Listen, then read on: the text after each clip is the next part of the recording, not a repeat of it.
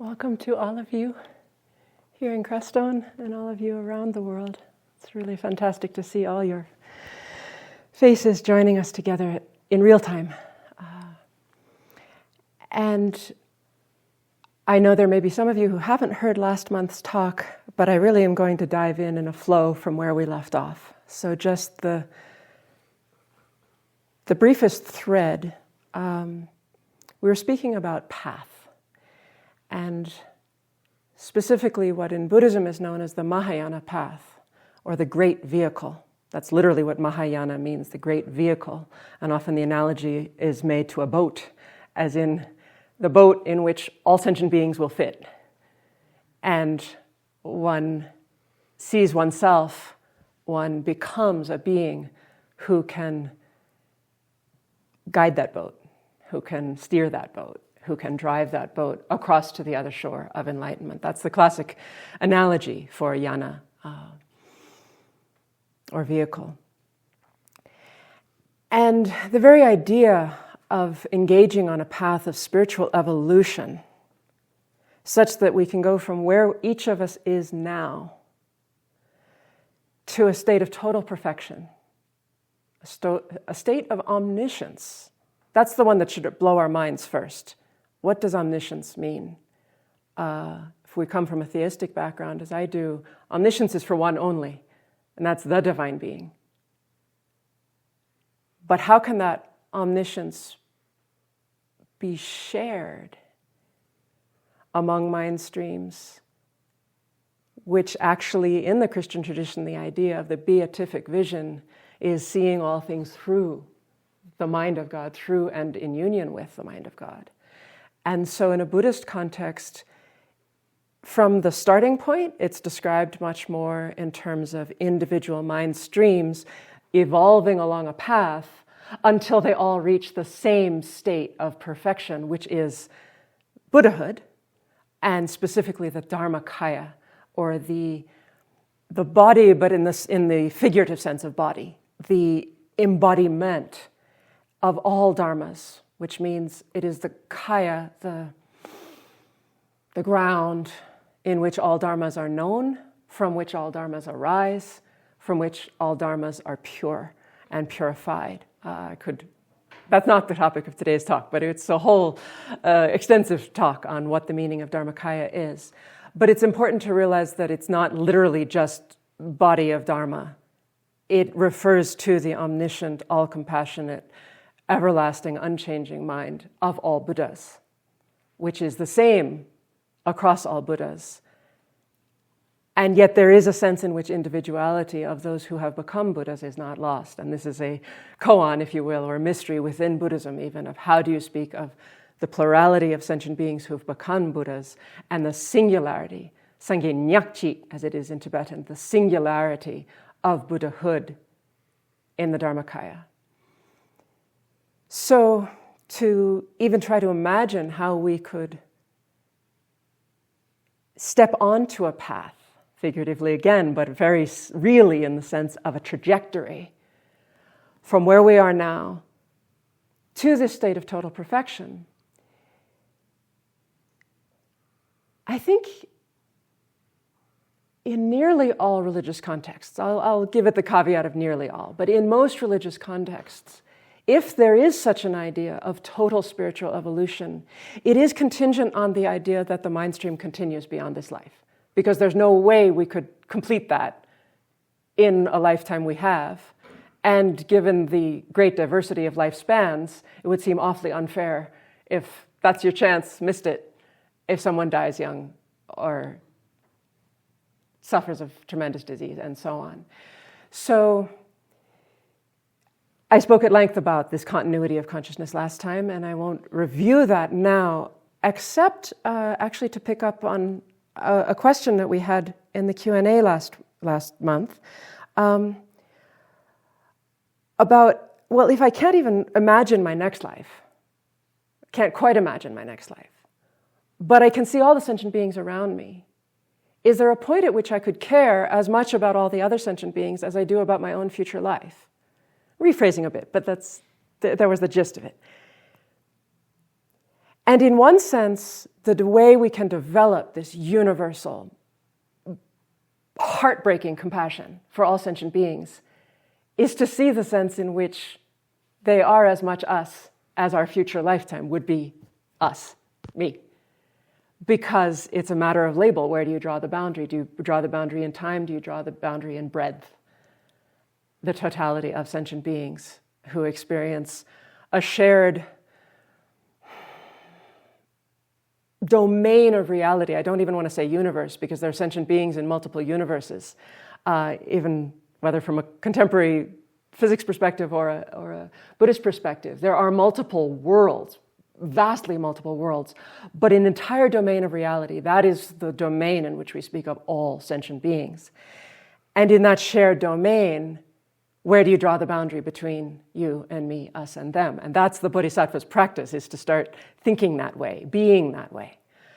But there is a very real sense in which we can, and in this path, there's an imperative to think of a future life as being a continuum of merely labeled me.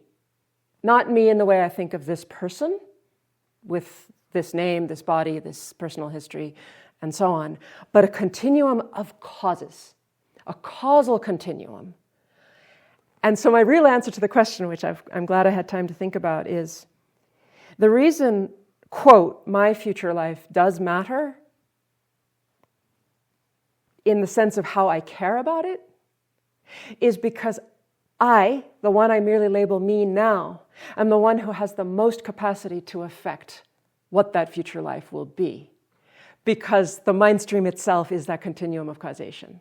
And so the thoughts, the intentions, the actions of body, speech, and mind that I'm planting in this mind stream now are the ones that will come to fruition in the future as subjective experience.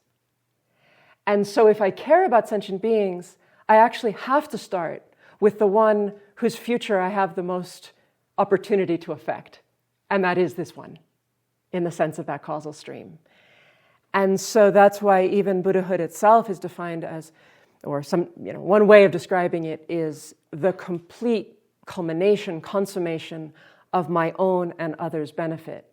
And one never lets go of that own benefit, because this is a sentient being too. And this sentient being needs to reach the perfection of one's own benefit in order to accomplish the benefit of others.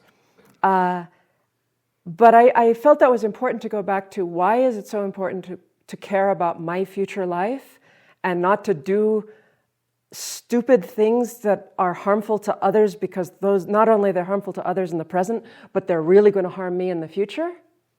Why would I restrain from that? Well, first of all, because this is a sentient being who I have the most opportunity to protect and to benefit, or to harm if I make bad choices. So that's that logic. And then the further logic is, I delay my ability to be of benefit to others. Because if I've done, and I'll use that word with respect to myself, if I've done stupid things that prevent me from growing on the path of virtue as swiftly as possible, then that blocks my ability to be of benefit to others in the highest possible way as quickly as possible. So we do virtue both to protect our future self and to protect others. In the future, and then of course in the present, we're also absolutely trying to protect ourselves and others from harm. And then another of the questions I want to pick up on, because it's so important, was regarding this, I think, by now well-known term, but often not understood term, Buddha nature. And indeed, it's very relevant for me to speak of this today, because of course, its root is in Mahayana Sutras specifically associated with what's known as the third turning of the wheel of Dharma, the last set of sutras that the historical Buddha Shakyamuni taught within his lifetime on this earth. But then that understanding of that set of sutras, often called the Tathagatagarbha sutras, the sutras on the topic of the essence of those who have gone thus. That's a literal translation of Tathagatagarbha. The Tathagatas is a term for Buddhas, those who have gone that way to enlightenment. and the garbha being the womb or the essence, the essential nature of what Buddhas are. And many of you will know the name of Maitreya, who is understood to be the future Buddha. In the Mahayana Sutra path, there's actually only one Buddha for our eon.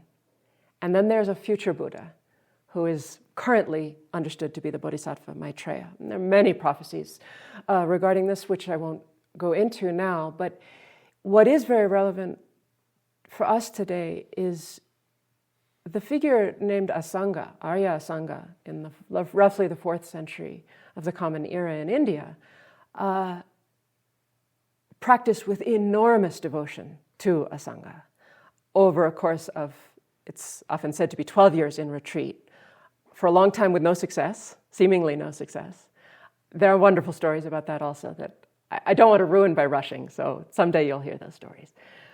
But when Asanga finally had purified his mind and gained enough merit to encounter Maitreya in all his glory, the shining glory of a 10th level bodhisattva appearing to the one human being in that area who was worthy to see him, who had the virtue to see him, then took Asanga to his paradise or heaven known as Tushita. And Asanga received extensive teachings there.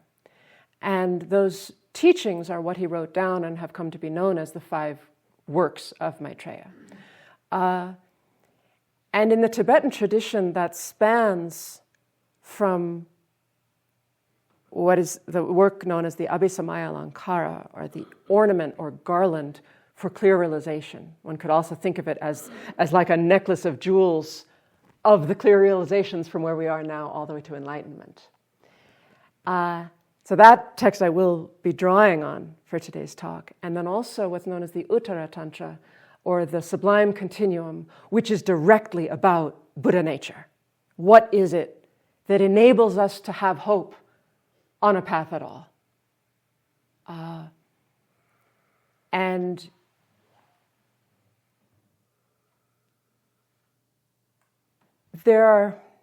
this is a distinction I didn't make last time, and I felt it was important to come back to. There are 2 aspects to this Buddha nature. And it's actually quite important to know which one one's talking about at any given time, because they'll have opposite definitions. And I did actually translate a couple of definitions from a Tibetan dictionary for you. So these are as broad as possible across lineages, because as I said, there's different interpretations among different schools, but this is as broad as possible. So the Sugatakarbha, which is the same as Tathagatakarbha. Sorry, that's a lot of words, but you'll get used to hearing that garbha part, which is the womb or the essence. The Sugatakarbha is the essence of those gone to bliss. And it is the ground that abides primordially within the mind streams of all sentient beings. So it is the ground of being, and specifically the ground of being as it is within each sentient being. And this definition is clearly expressed within a Dzogchen context. So for those of you familiar with Dzogchen, this will sound familiar. Its essential nature is empty, its manifest nature is luminous, and it has the identity of all-pervasive compassion. So that is what many of you know as the definition of pristine awareness. Its essential nature is empty, its manifest nature is luminosity, the clear light mind, the primordially indwelling clear light mind, and it has the identity, the very nature of all-pervasive compassion. So in that sense, then, Buddha nature and pristine awareness are identical. I wanted it to be very clear the context in which they are the same. But then if one's speaking about Buddha nature in a Sutrayana context, the open teachings, there's the distinction between the abiding nature, or literally the continuum that abides in the nature of the absolute space of phenomena, the Dharma Dhatu. So the absolute space of phenomena is actually emptiness. It's the lack of inherent nature of all things that enables anything to become anything at all with the right causes and conditions. or through the spontaneous actualization of pristine awareness. So this abiding nature is the way that a sentient being's mind stream abides in the Dharma Dhatu. And that is unchanging. That nature is unchanging. It is our emptiness. And it's suitable to become enlightened. It has the potential to become enlightened because it has no inherent nature of being a sentient being in the first place. But then there's the continuum of what will develop. And this is an extremely important idea because it's the basis of practice. It's the idea that there is a continuum that is changing. It is conditioned from moment to moment to moment. And that's the continuum of the mind stream, that the Buddha nature within that mind stream is in the form of a seed, in the form of a potential. And that is suitable to become the Buddha Kaya, the same as the Dharmakaya is suitable to become the Buddha. But it is that which is aroused through hearing teachings. It's first aroused through hearing, and then through reflection on those teachings, and then through meditation. And so it's that which develops through the contributing conditions of hearing, reflection, and meditation. And so that, in the context of the question, would not be the same, not be identical with pristine awareness or primordial consciousness, because it's changing. It's changing from moment to moment, and it's something that can be increased and developed through practice. And primordial consciousness in itself doesn't get better or worse. It can be unveiled, it can be discovered, but it doesn't get better or worse. Whereas this seed that does need to grow within us is what's known as the developing continuum, or the continuum that will develop. Gengur Kirik. So that may have been a little bit technical for some, but I wanted to start there, because then we come back to the question of what is a Mahayana path and what do we do to proceed along it. And if we didn't have Buddha nature, there'd be no point. And again, in a theistic context, that would be like saying, if we weren't created by all goodness, if we weren't created by the ground of being that is completely pure, and if we weren't created in the image and likeness of that ground of being, we would have no hope of beatitude. If somehow we'd made ourselves up apart from the divine ground, what hope would we have of religion, the original meaning of this sacred word, of the rejoining of the divine and the human, in many cases, or we could say in this context, the divine and sentient beings? That rejoining can take place because of creation from the pure ground. And so in Christian mysticism, when there's the understanding, the intuition, and then the growing intuition of, if you seek who am I deep enough, and don't find, because the soul is so elusive. And then in the very process of trying to discover who am I, one discovers God first. There are several different mystics, actually, who make reference to, it's easier to discover God than it is to know the nature of my own soul. And so I can't help but interpret that as because they're seeing the emptiness of their own soul, and God is the ground holding that in every moment. And so to understand these two aspects of Buddha nature is so essential, because it's the unchanging ground and the changing being that we are, and we can only change for the better because the ground is ultimately pure, and because the Dharmakaya pervades all things. And this is another key idea from the Uttara Tantra revealed by Maitreya to Asanga. That's why I shared that story, because these names are so important within the Buddhist tradition to understand. Within the history of this world alone, what does it mean for individual saints, individual bodhisattvas, to have practiced so purely, in the sense of their intention, their longing, their desire, that they could encounter actual beings who can't be seen most of the time in this world? And I think from a Christian perspective, it is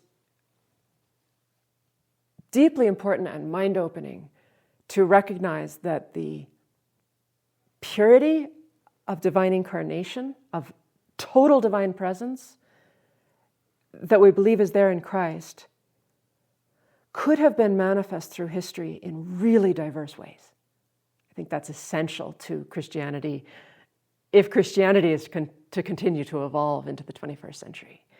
And from a Buddhist perspective, to be able to see and acknowledge who is the Buddha made manifest as Christ, or the Buddha made manifest as a 10th level bodhisattva who manifests enlightenment through the resurrection as Christ, and to be able to interpret that through a Buddhist lens. For those of you who are familiar with some of my own history, my path has been about trying to integrate those questions from both directions and not actually privileging one over the other, because we learn so much by going to the depth of the mystery. But to try to imagine, whatever one's background is, what does it mean to have the virtue to see a 10th level bodhisattva? And that means this close to Buddhahood. Over many, many hundreds of thousands of years, but in the scope of time, this close to being a complete Buddha. I'm speaking of Maitreya now. And then that Maitreya, whose own vision can see the future of human history, because time is completely different in Tushita Paradise than it is here.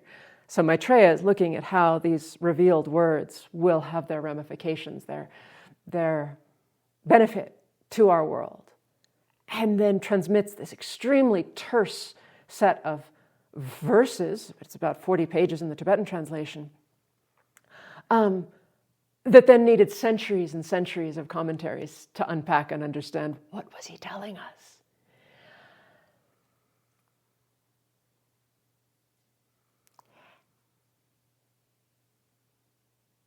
And so to allow our awe to expand.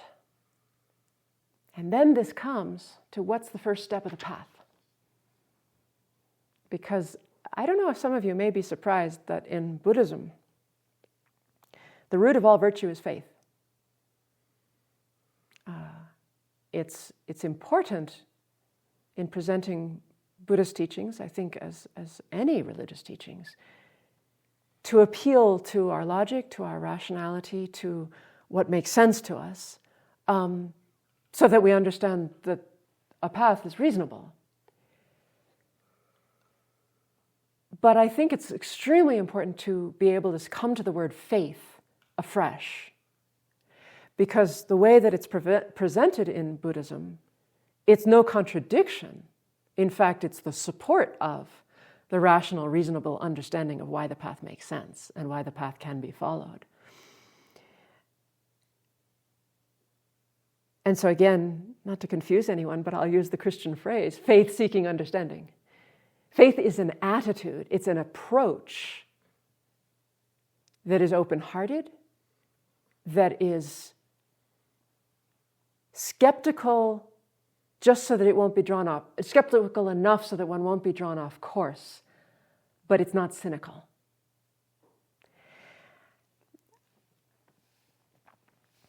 And I think it's worth knowing, and this is from something I worked on expanding a translation recently of a set of definitions from a fairly contemporary Tibetan textbook by Genlo Sangyatso.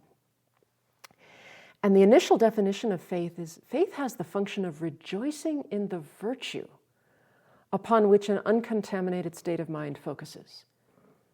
So to define faith as a rejoicing in virtue, does that surprise anybody?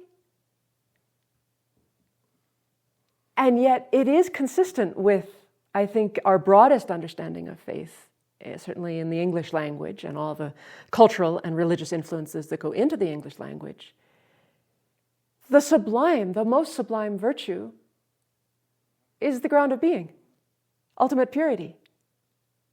And so to believe in the Dharmakaya, to believe in God, is to believe in ultimate virtue and to take joy in that, so that faith has a joyousness to it.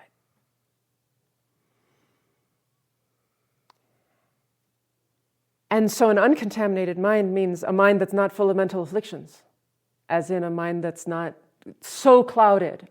I mean, all sentient beings have the seeds of mental afflictions, and we have ignorance running around in our mind at all times. But it's not so clouded by mental afflictions that it can't even imagine that which it's looking upon. So the object, the goal, the directionality of that faith is something pure. And the mind that's looking upon it is just pure enough that it doesn't mess it up. And then it's taking joy authentically in that virtue. And it's rejoicing in virtue that's not mixed with mental affliction. So it's the way the definition is stated, it seems that it's both. It's the state of mind that's uncontaminated, and of course, the virtue it's rejoicing in is uncontaminated. And so it has the function of being the basis for producing our aspiration to be virtuous. So faith is what encourages us, inspires us to be virtuous.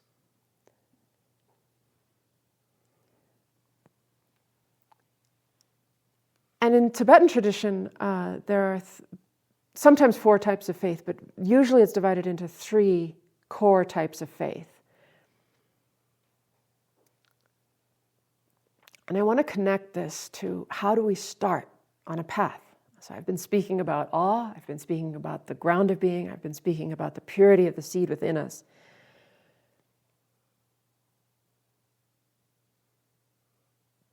But how do we connect our own experience of suffering, our own experience of impermanence, our own experience of the suffering of those around us and our whole world,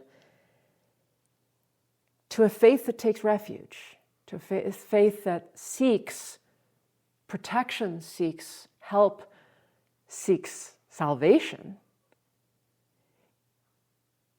in a domain of being that has transcended, perhaps primordially transcended suffering and impermanence. And so the first kind of faith is admiration. And so I was suggesting that moments ago just by speaking, without even telling you the stories, but just like the hints of the stories.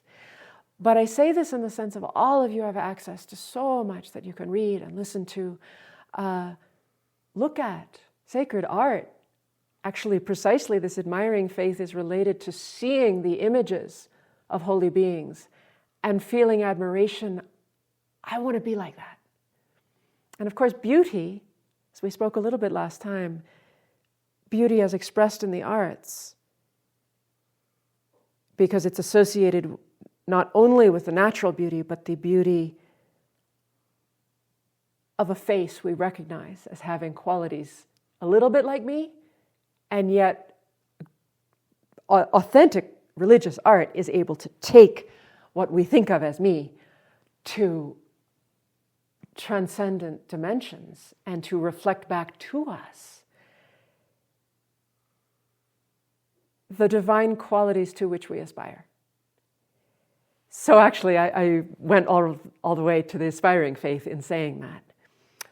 So I'll say the 3. There's admiring faith, there's faith as conviction, and there's aspiring faith. The admiring faith looks upon an example, an archetype, a symbol that represents the reality of that which transcends words and thoughts, the divine, the enlightened. Faith as conviction develops, I want to be like that. Is there a path by which I could become like that? And then studies that path, learns about that path, and says, this makes sense. If I put these teachings into practice, it helps me.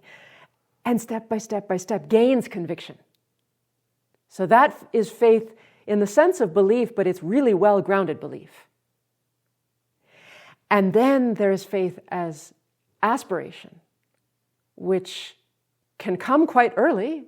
As soon as you admire, you aspire to be like. But that aspiration grows and grows over time because it becomes grounded in the confidence of faith in oneself. And that's like a twist on the faith as conviction. It's not only faith in what we're looking to, but it's also faith that when I put these teachings into practice, it changes me. And so it's not a pride. It's not pride in something that I'm not. It's authentic conviction in the ground of being that I am. And so those three types of faith work together constantly. Specifically in Buddhism, they can be associated with admiring faith in the beauty of the sacred form of the Buddhas. Faith is conviction in the speech, the teachings of the Buddhas, and aspiring faith in the mind of the Buddhas. I want to be like that. So it's nice to be able to correlate it to body and speech and mind that way. But all of that is rejoicing in virtue. And it's wonderful to be able to see how they connect. And it might help to refine when we think, oh, I'm struggling with faith. Well, what am I struggling with? I'm getting depressed when I see virtue? Is that what's going on? And if that's true, we can do something about it. I don't think there's anyone listening to this talk who doesn't have the capacity to see that doesn't make sense. If I'm thinking about the virtue of all enlightened beings and that's making me depressed, I'm being illogical. And so I need to take refuge in my own logic to correct the failing in my faith. And we can do that. We can take refuge in reason to correct the failing in our faith, which will reinstill our faith, which is joy in that which is good, and that which is ultimately good. So I dove into faith, but I want to come back for a moment to structure.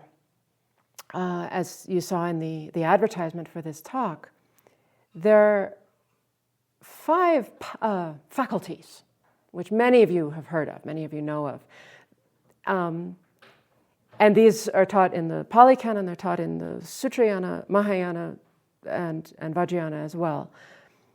But they're faculties that can turn into powers, as in a faculty is something we all have, an indriya, a wangpo. And I'll name them just so we know where we are. The faculty of faith, because it's a capacity children have, we know that. It's harder to see that animals or other types of sentient beings in the lower realms have that faculty in any manifest form, but they certainly have it in a latent form. So it's the capacity to rejoice in virtue, to abbreviate. Then there's enthusiastic perseverance, the ability to take joy in one's own virtue and the virtue of others. I'll say more about that for sure. And then mindfulness, the capacity to bear something in mind. Concentration, which keeps something in mind in a stream without being distracted to something else. And then intelligence, the faculty of intelligence, which is discerning. It can tell this from that. It can analyze the fine points of something. So you see how broad those faculties are. It's just something we have the capacity for. They can either be developed or left fallow. But on the bodhisattva path, these need to be developed into powers such as that they're invincible. They won't fall back. They won't be overcome by their opposing powers, which are mental afflictions. I mean, there are mental afflictions that can, if those faculties are undeveloped, totally take us astray from our mindfulness. Give us no hope of concentration for more than a millisecond or a few seconds, can just degrade our discerning intelligence so that we don't make good decisions, that can, as I just said, turn our faith into depression or debilitating doubt. Of course, there's a healthy kind of doubt, but there's also debilitating doubt, and that's the one we need to overcome. And there's faith. There are mental afflictions, of course, that can degrade our enthusiasm, our ability to have the energy and the drive and the intention to keep doing virtue. You see how closely related faith and enthusiastic perseverance are, because faith is what inspires us to do virtue, and then enthusiasm is the taking joy in the virtue that we're doing that enables us to do more of it. So they're closely interrelated. For those of you who have listened frequently to Lama Allen's teaching, he does speak of these quite often, and the way that faith balances intelligence, the way that enthusiasm balances samadhi, or samadhi balances enthusiasm, so that we don't get so excited, as it were, by our enthusiasm that we can't sustain samadhi. Or that we get so caught up in faith that we actually lose our discernment and put our faith in the wrong things, because that can happen too. So those balance each other, and then mindfulness stands in the middle. But today, drawing on the source of this, another of these 5 works of Maitreya, the Abhisamayalankara, the ornament for clear realization, I'm going to just one verse where all 5 of these are listed. And certainly in many commentaries, but drawing from Gyaltsabje, who was one of the 2 or 3 principal disciples of Lama Tsongkhapa, the founder of the Gelugpa sect, or tradition. And Gyaltsabje wrote 2 different books based very much on Lama Tsongkhapa's lectures. And the way that Gyaltsabje, and really all the Gelugpa commentators after him, gloss these 5 as they appear in this one verse of the Abhisamayalankara is as the core principles, you might even say the central scaffolding of the bodhisattva path. It's an interesting word in Tibetan. The chi, ching, the ching are like these bindings, but bindings in a good way, that hold a structure together. And then the general bindings for the entire bodhisattva path. And so that's why I'd like to think of a scaffold. Like what are the pillars you need from the beginning of aspiring to the bodhisattva path all the way to Buddhahood. And so this verse goes as follows. And you'll see that these 5 faculties, or as they're developed into powers, are being used in a very specific way. Faith focused on the Buddhas, and so on. Enthusiastic perseverance in the practices, such as giving. Mindfulness of the consummate intention, concentration that is non-conceptual, and wisdom that comes to know all things in every way. These are the 5 aspects. And the word aspect is being used very broadly here. There are actually hundreds of aspects taught within the Abhisamayalankara of all the aspects of the path that are built upon each other in sets and subsets.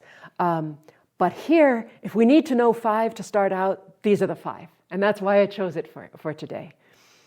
And even among those 5, I'm focusing on the first 2 because, well, I'll tell you a little more about each of them. Faith focused on the Buddhas, I've already been speaking about. That's really what this whole first part of the talk has been about. How does one develop faith that is admiring, that it has conviction, that is aspiring? And from whatever path or background one's coming from, can what one learn about saints, enlightened beings in another tradition actually increase one's faith within one's own tradition?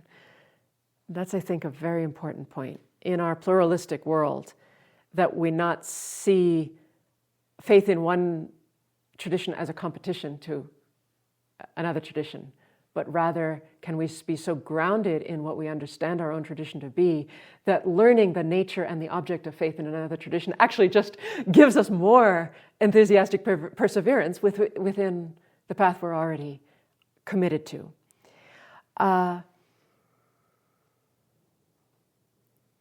So here, the enthusiastic perseverance is glossed specifically as practices such as giving. So this is the 6 perfections, or as I started to mention last time, the 6 transcendences.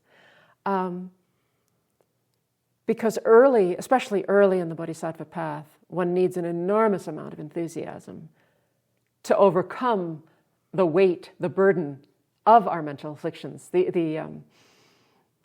inertia, that's the word I'm looking for.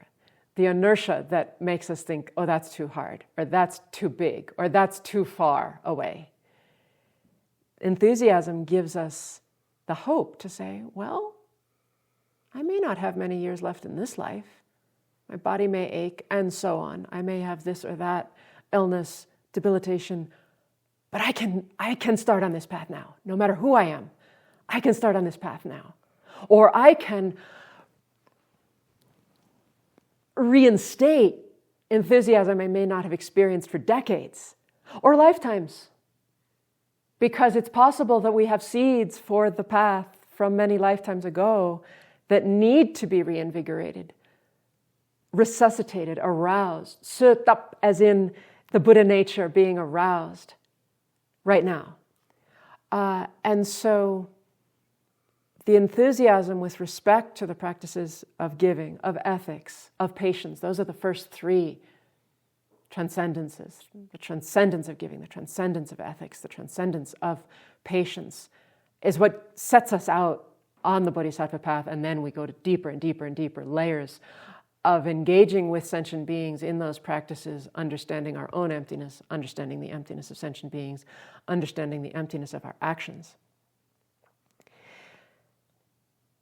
In this case, then, mindfulness that holds the glue, is the glue that holds all five together. It's mindfulness not of the breath, not of what am I doing in this moment, but of the consummate intention, which is bodhicitta itself. So the central pillar around which even those five of all the central, the entire structure, is the consummate intention of bodhicitta that informs everything we do. And we need to define that very clearly for ourselves within the tradition that makes sense to us. What am I aspiring for? Because I believe in something? What is the rational basis that I have to believe that that's a reasonable aspiration? Do I have an unfathomable future of this mind stream that it would be worthwhile to create causes in that mind stream that will go on for a very, very, very long time? And what is that state of perfection, and could I be of benefit to all sentient beings by achieving that state of perfection? And then I won't concentrate so much today on these last two because they're the whole topic of themselves, which of course Doug Wienhoff in his sessions in this series was already speaking extensively about the practices that lead to a concentration that is non-conceptual. So non-conceptual concentration is like a code word for shamatha. And it could eventually be the shamatha focused on emptiness in union with vipassana that analyzes and investigates the ultimate nature of reality. But it can also be the earlier stages of simply attaining a state of non-conceptuality where the mind is not bombarded by uncontrolled discursive thought. Of course, in a state of non-conceptuality, one can use the mental process of investigation and analysis, and those can be used within a state of shamatha to realize the nature of emptiness, to realize the nature, the phenomenal nature of many, many things. So it's the frayed, disarrayed, out of control conceptuality that we need to overcome in the practice of shamatha and reach a state of non-conceptuality from which directed, precise, discerning intelligence, correct conceptuality can be used to very good ends. So the fifth then in this context, because it's clear that these are faculties that have already become powers or becoming powers, and it's discerning intelligence in a way that comes to know all things in every way, nampa tamchidu. That's not just discerning intelligence anymore, that is wisdom. And it's wisdom that's realizing the emptiness of all things as well. So that's a subtle shift in translation depending on context. So now before our meditation, and maybe I can continue with this during our Q&A session, I want to start to apply this to, well, how would you do this in retreat? Because I've received so many questions about, what's retreat about? What do you do in there all that time?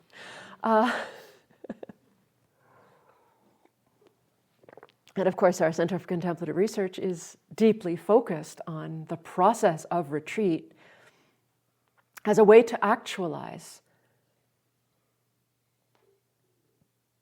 the bodhisattva path, for sure, that's explicit in what we do, but also explicitly in terms of these 5 powers that are the core of the bodhisattva path. And this is why I felt it important to focus today. I don't want it to be a surprise to anyone that faith is the root of the path, and not to think that that's somehow too religious, because it's not. Everyone has faith in something, and it's a matter of what we put our faith in. Do we put our faith in what the newspaper says? Do we put our faith in some of what the newspaper says and not others? I won't elaborate, but we actually do. We all have faith in something. And St. Augustine was writing this in the 4th century. I wouldn't even get up in the morning if I didn't have faith in something. So I might as well trust my intuition just enough. And then he's able to elaborate from that to his intuition of the ground of being, which is divine. And I think there's a real parallel here to we shouldn't block our faith because we've somehow been brainwashed to think that's not okay. Faith is essential. It is a mental process that's basic to humanity. And so it's a matter of how we use it. What do we get excited about? What do we see as virtue? Because there can be misplaced faith, as I've said earlier. There can definitely be misplaced faith that thinks what it's looking on is free of contamination, but actually it's full of contamination. And the state of mind that looking upon it is full of contamination. And that's not worthy of the word faith anymore, but it is a kind of a inclination toward something that is mentally afflicted.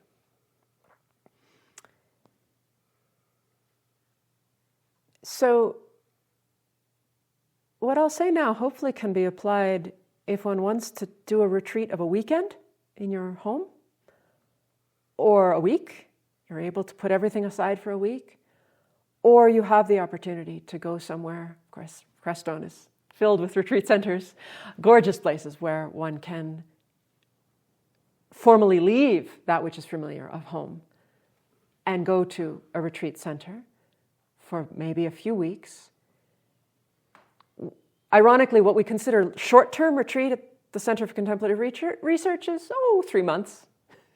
That's because we're actively preparing for what we consider long-term retreat, which would really be a minimum of 6 months, but more likely a year, year and a half, and onward, to so completely commit oneself to a life of full-time, single-pointed practice in retreat that one can enter this Mahayana path with a mind that is soaked,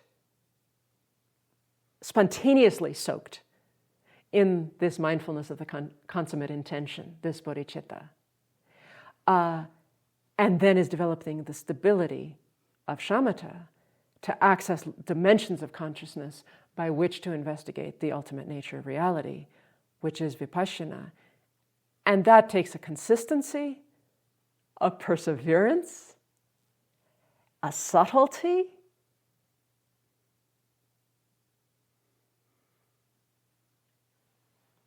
and a love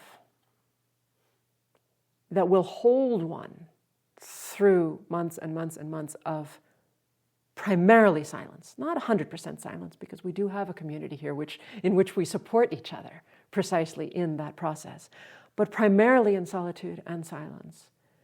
To actually make an irreversible step onto this path, as in all future lifetimes, one won't be off it.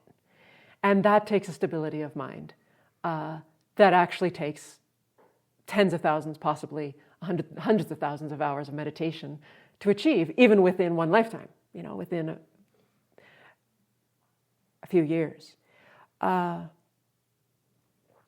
so that's why a short-term retreat in this context is maybe 2 or 3 months. But even to be ready for 2 or 3 months, one needs to have done the weekend, one needs to have done the week, one needs to have done the 2 weeks. To become at ease with one's mind in solitude, at ease with one's mind in silence.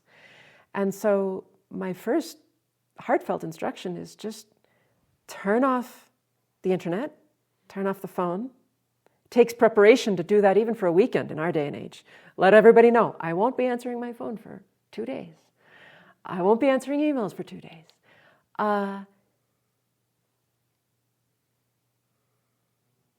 And first of all, rest. We need to have a balance of sleep and rest and health to even start retreat.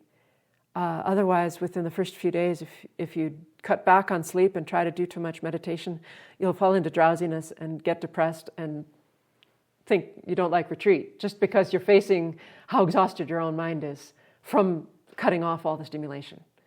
So it's extremely important, even in a weekend, you might not have many hours of meditation, but you really let your body rest and you give yourself time off the grid, even within your own home, to be quiet, to take a long walk. Of course, here we have this ideal environment in Crestone to be able to take long walks that are stimulus-driven at a vast level, but have a simplicity at the near term, that one's not being drawn off to 100 things in the course of a trail, because there's a power to the desert that way, that there's enough sameness that you can start to go into a flow of your own samadhi, because you're not looking at the next flower and the next species of bush and things that can be almost too interesting in more temperate climate. Temperate climate is fantastic, but I'm just saying why the contemplative traditions have been drawn to the desert, actually, for millennia. There's nothing new about that. There's a power to being in a desert environment where there's a spaciousness, and the sky is reminding us of the vastness of the mind free of concepts. But then, and this I draw directly from the teachings of Lama Allen, one's developing the heart vertically and horizontally. And of course, there's a cross there. But what do we mean by vertically and horizontally? It's quite simple, actually. It's devotion in the sense of exactly the faith I've been talking about. There are so many practices by which one can actively cultivate that faith that is looking upwards. And one could say that is looking upwards and to the depths at the same time, because both analogies apply. To the exalted heights of reality and the depths the fathomless depths of reality.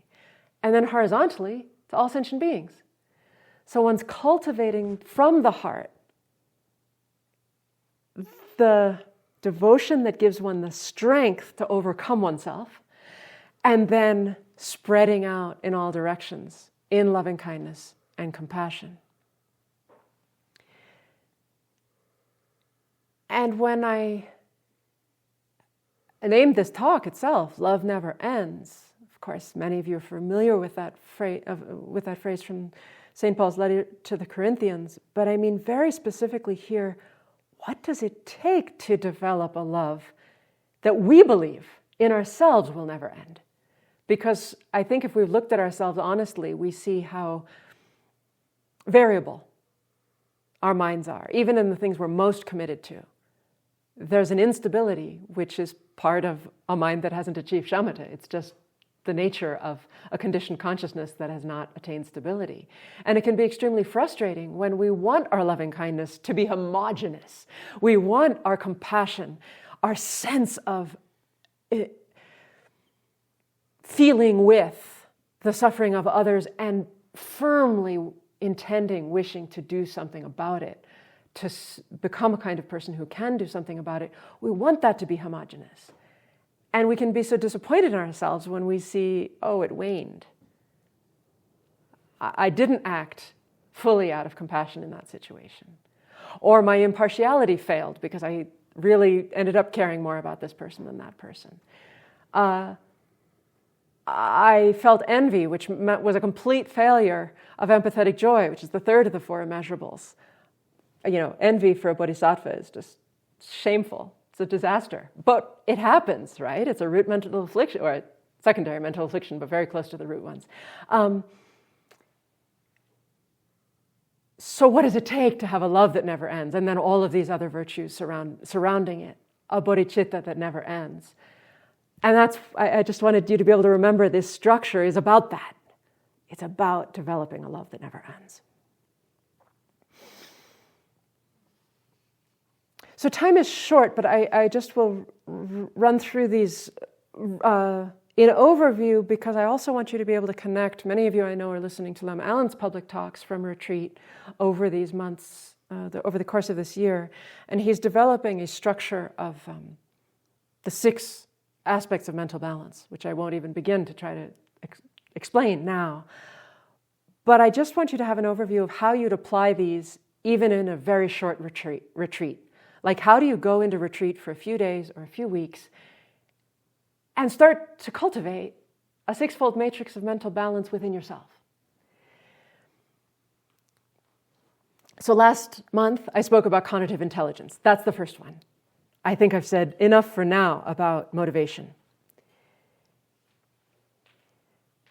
Then the ethical balance is watching one's activities. And of course, part of retreat, sorry.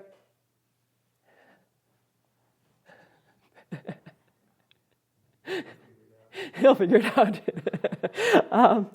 So the for all of those of you on Zoom, this was a circumstantial event. So from the conative balance, one moves to ethical balance. And in ethical balance or intelligence, it's beautiful in retreat because one can watch one's activities so closely. And things that one was in too much of a rush to notice in the past suddenly become very vivid.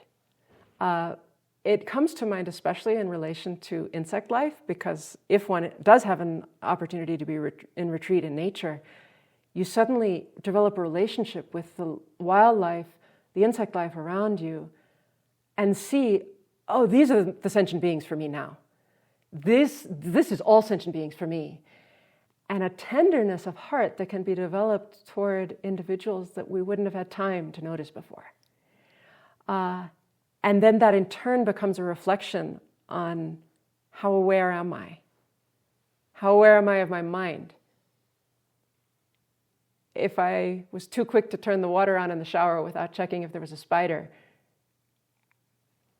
and then I feel this regret, enormous regret, then how is that?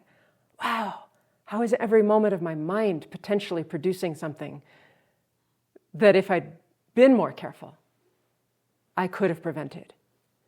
And then when one's speech may be silent for a few days, a few weeks, then after that, you can become so much more aware of, how am I using my speech? Is it an expression of the kind of virtue that I was cultivating in silence? Or did I somehow fall back to being someone else that I didn't really want to be in my speech? So the ethical intelligence is honed deliberately, but also very naturally in the course of being in solitude and silence.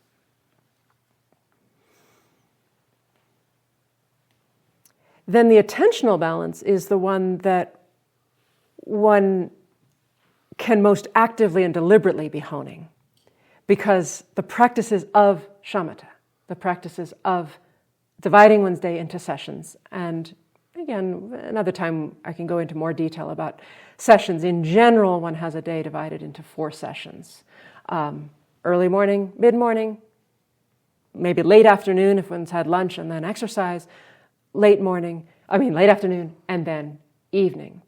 And there's a lot of flexibility in how long those sessions are, because you can start with maybe only 4 hours a day of cushion meditation, and everything else is structured around making that the most valuable, concentrated time you can.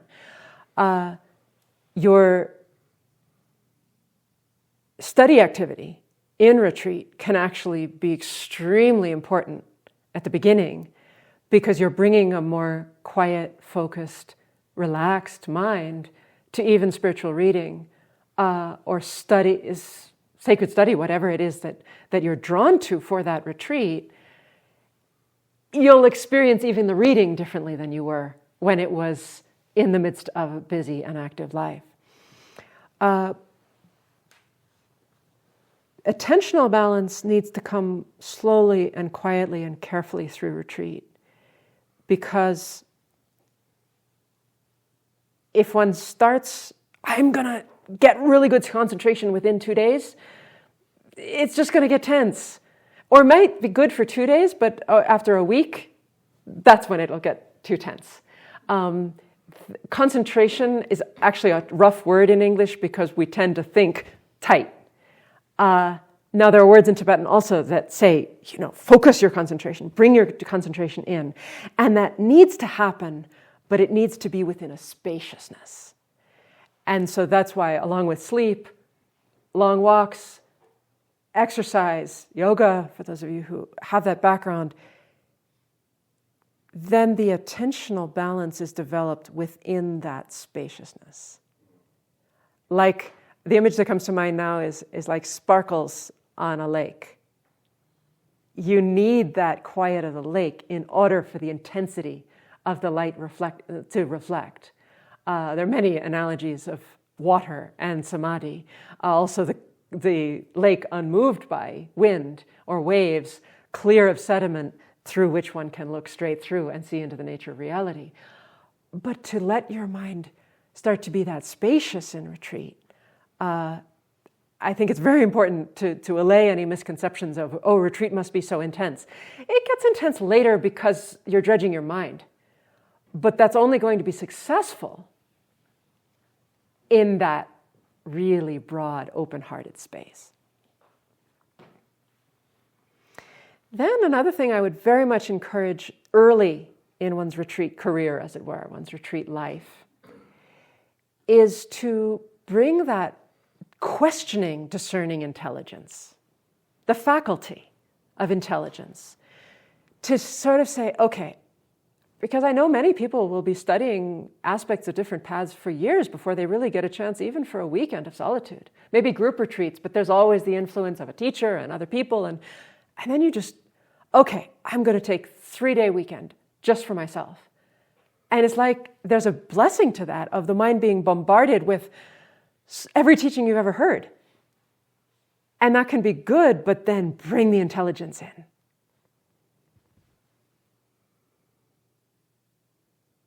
Like the Buddha sitting under the Bodhi tree. I'm going to sit here until I become enlightened. And you know that, okay, you're not going to be able to sit for days on end, but every session has that determination. I want to understand something I've not understood before. And then through faith, by asking, help me, whoever you believe in, help me make sense of what I've learned. Sometimes even within a very short time, you can come to clarity that you've not had for years. I say this from experience, and I think other people's experience as well.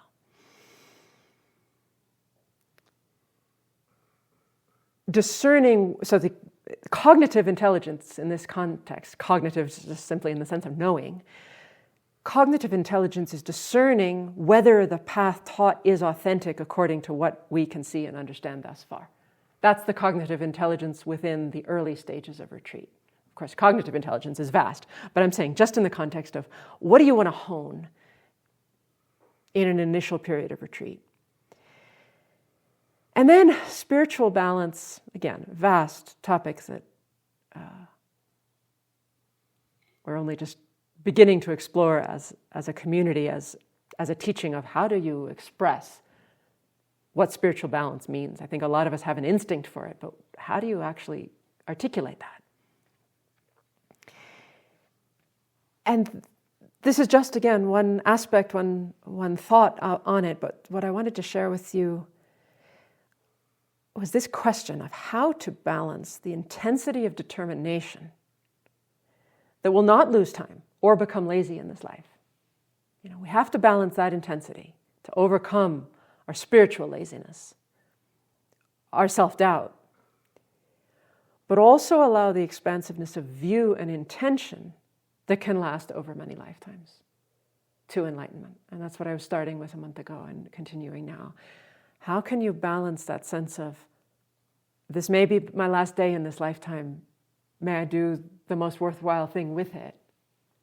With the sense that if I'm facing obstacles, whether in my health, in my mind, in circumstances, in responsibilities that seem to deflect from what I thought was practice, but then I'm realizing, oh, I need to transform these responsibilities into practice. Of course, for most of us, I think that is the biggest challenge. How do I take what I'm already doing and transform it into the path? Through motivation, through intention, through purifying the mind of mental affliction and working for the benefit of others. How do we protect ourselves from becoming frustrated needlessly? Because frustration is always coming out of a kind of ignorance, a kind of a limited sight that's fixated on one aspect of what we think the path is and is missing the point of the whole scope. And so spiritual balance is based on all the previous 5, because it needs that spaciousness in which we can discern in the wellspring of our love, but not derail ourselves with our own frustration with ourselves. And that comes back to remembering what faith means.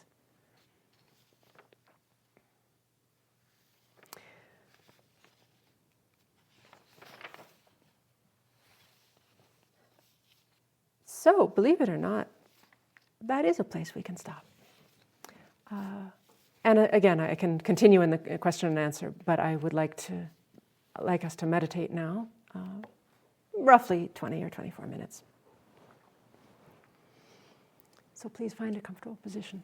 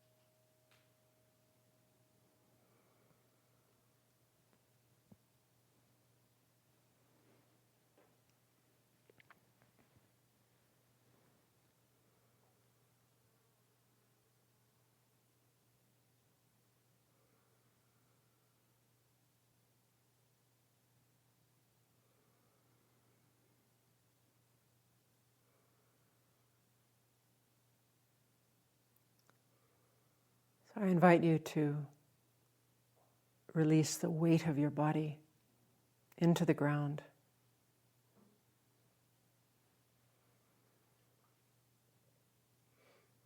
Let the ground tell you where center is.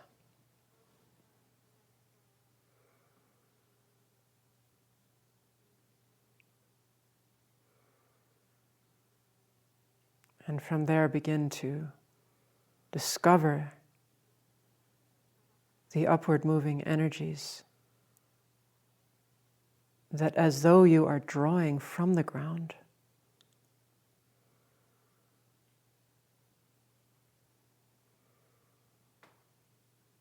this vibrancy of life, of strength, of lightness.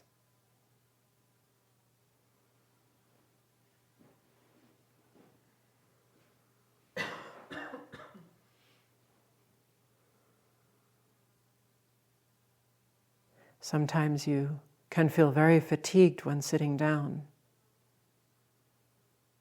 but discover that as the energies of your body start to harmonize, like iron filings along a magnet, that non-conceptual energy itself brings vibrancy to your body and your mind where it wasn't before.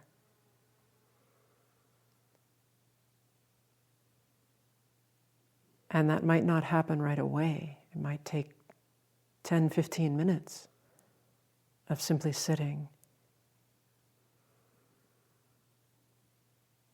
and coming to equilibrium and coming to peace with where your body and mind are right now.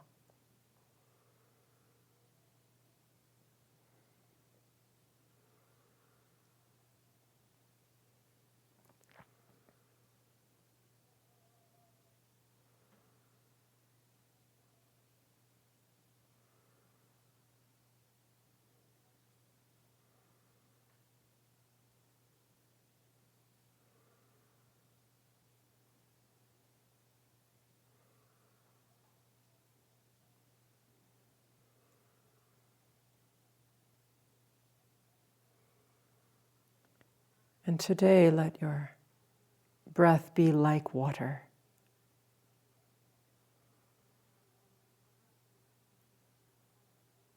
As though your body were filled with clear, crystal clear water.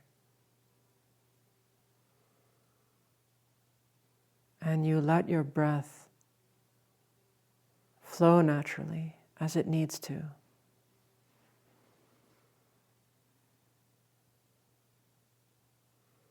And experience the vibrations associated with that breath as though they were subtle waves moving through water. This is using imagery to help us access something that's actually happening. What's happening is the movement of the vayus, or the energies within the body.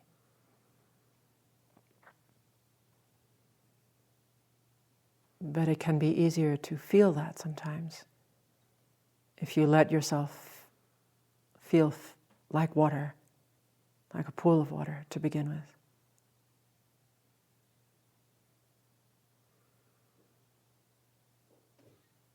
And see the softening that may happen in different parts of your body if you let them be liquid.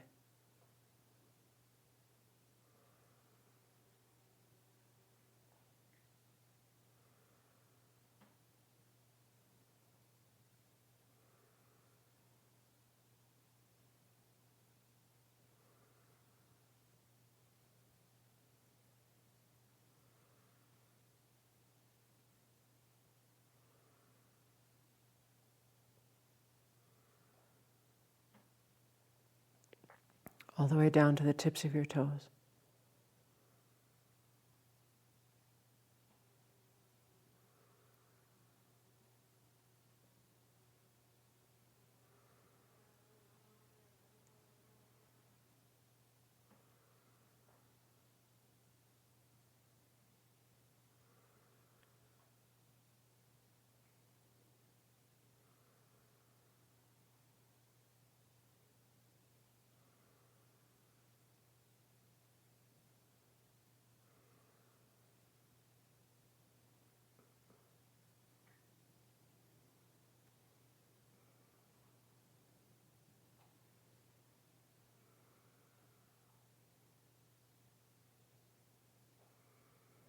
Let your face soften,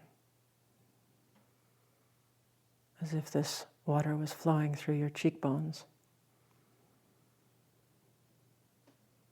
your jaw.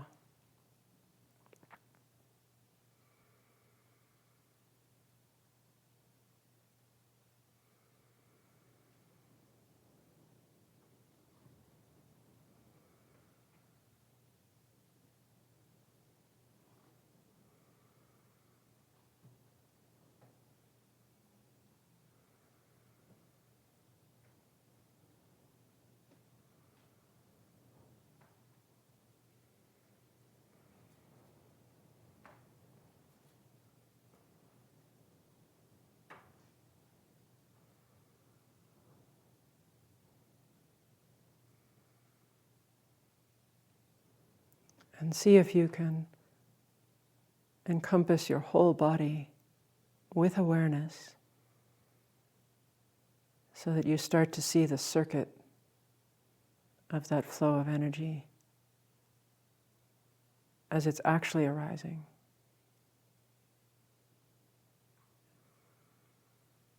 And let go of any visual imagery of water, but rather just start to experience non-conceptual sensations themselves.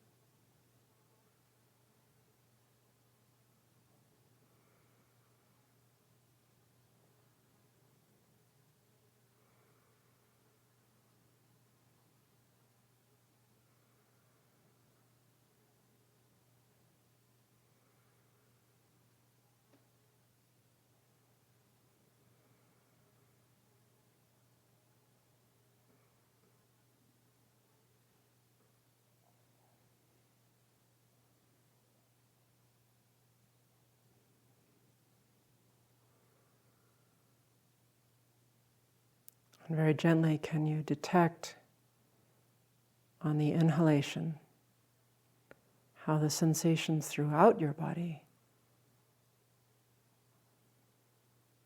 arise like a chain reaction in a downward movement, even though the air itself is only going to your lungs. Can you taste that chain reaction all the way to your toes? And then as you exhale, can you feel the chain reaction of sensations throughout the body, flowing upward and out, as it were, through the face as you exhale?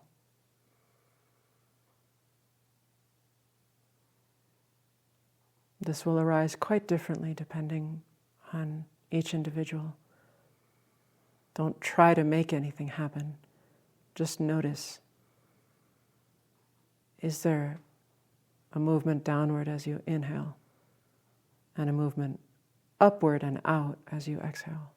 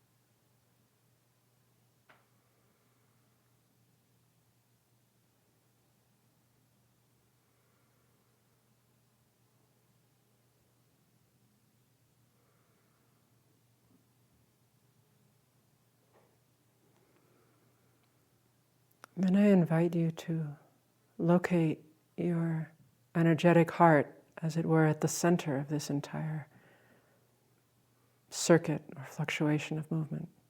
Can you go right to the center of your being?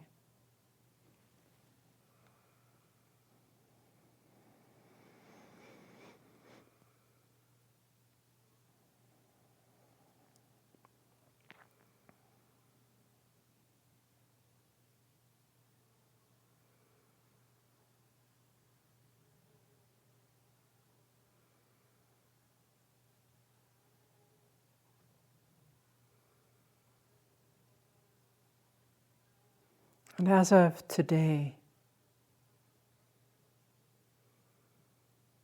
what is it that moves you, that motivates you?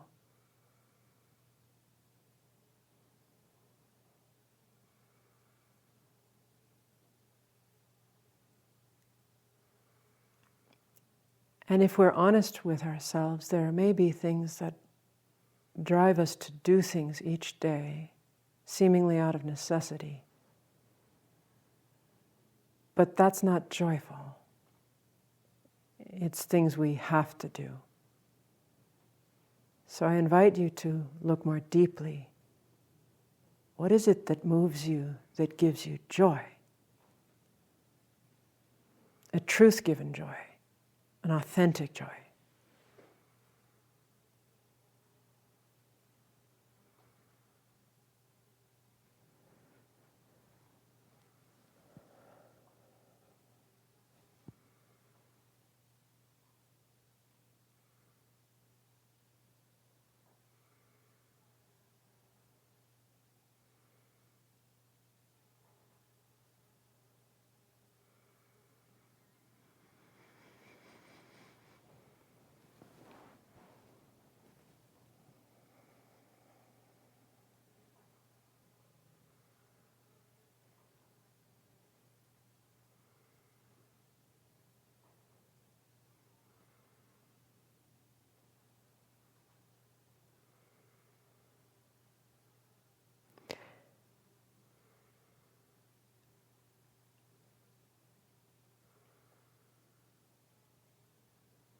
And as though drawing our innermost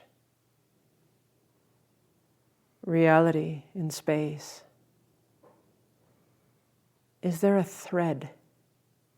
Can you feel a thread between your heart and that to which you aspire? And it may not take visual form per se, but can you somehow see in front of you, in the space at the level of your head or just above your head, but in front of you? The way we look up into the sky with hope or awe or yearning. Can you feel a thread between your heart of where you seem to be now and where you aspire to be? And feel that presence in front of you.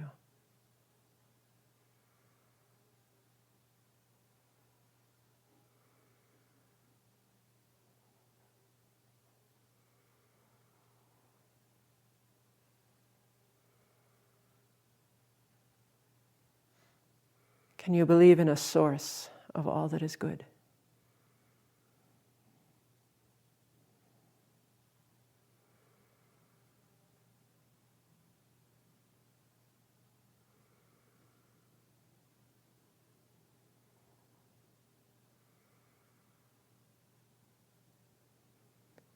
Can you believe that that source exists now?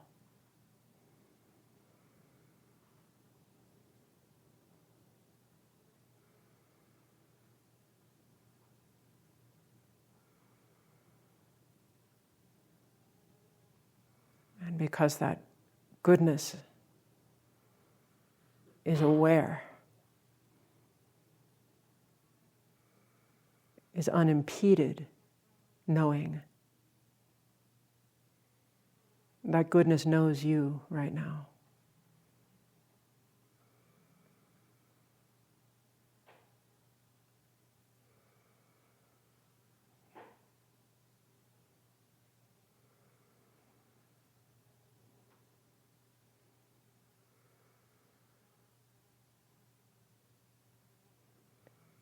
And cares for you more than you even know how.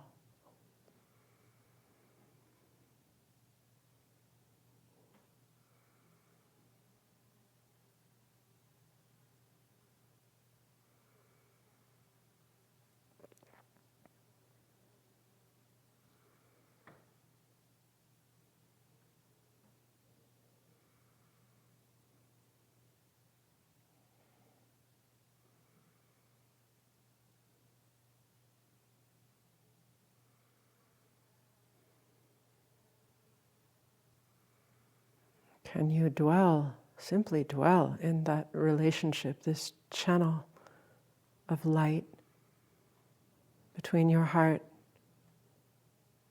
and that which is both your ground and your goal?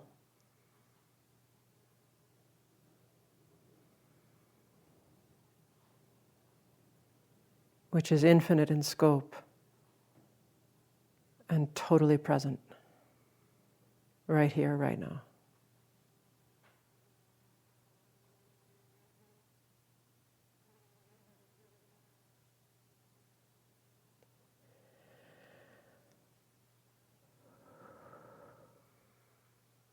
And what does that presence ask you, call you to do? To open your own heart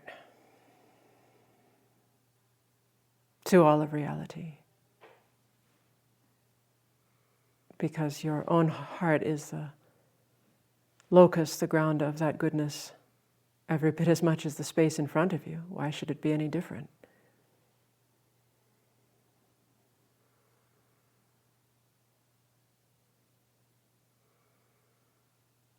So as though divine love is burning a hole in your heart.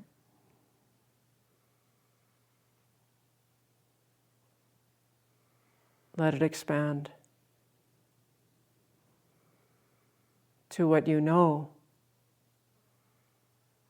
of the experience of sentient beings in our world now. For each of us, that is still only a fraction,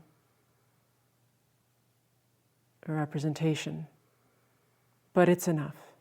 Each of us knows enough to taste the depths of suffering, of fear,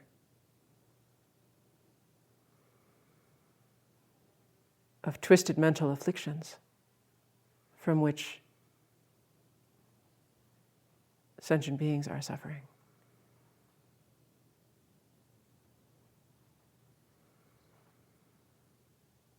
Can you let your heart open like an ocean of love with rays of fire along its wave flows?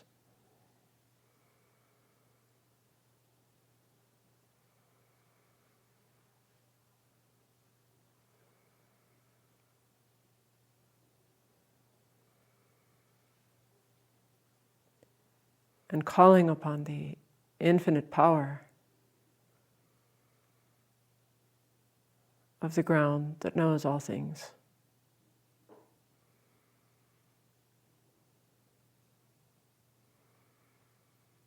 Invite that pain, that suffering, to flow inward and be obliterated in you, burned up in you.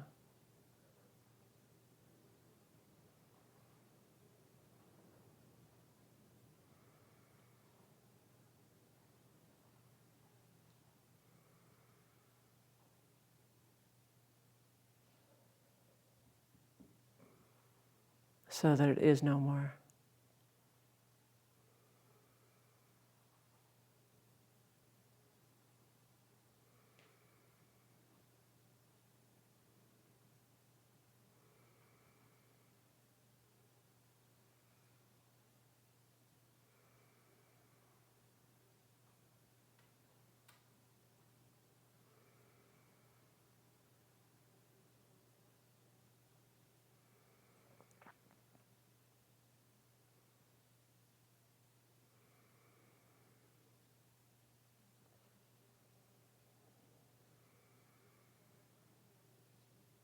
And then along these rays of blazing light,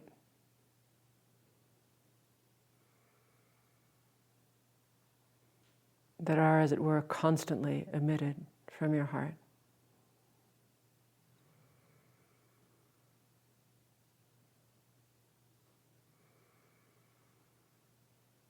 see that all goodness flows, is given.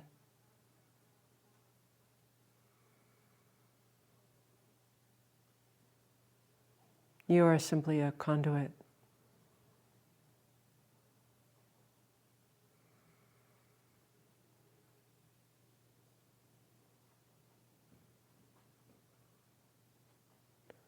For an inconceivable love.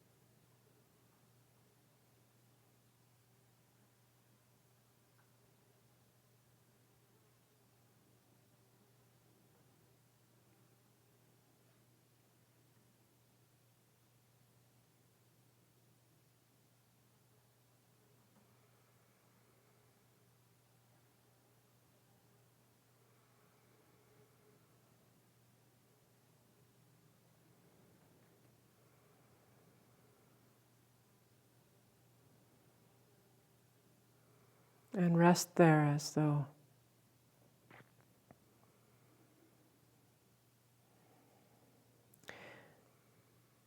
you are a steady state.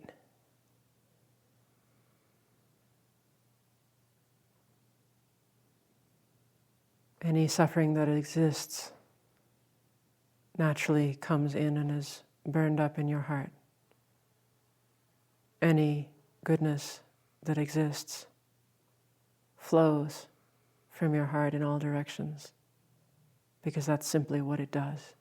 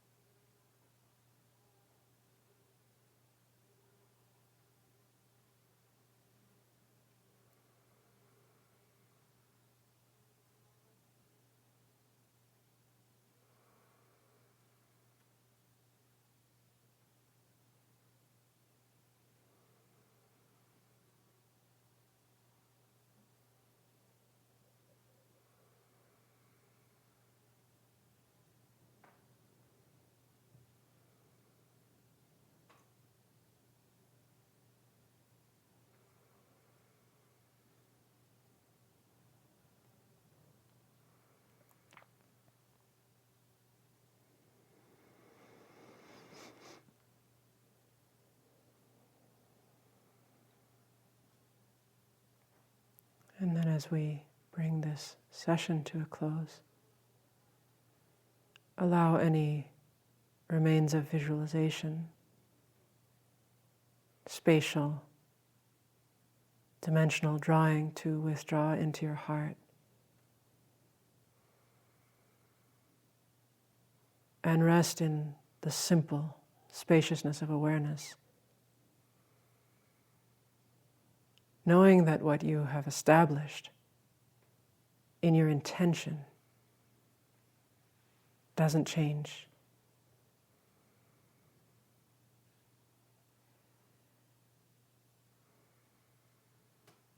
It's present whether you visualize it or not as you emerge from this session.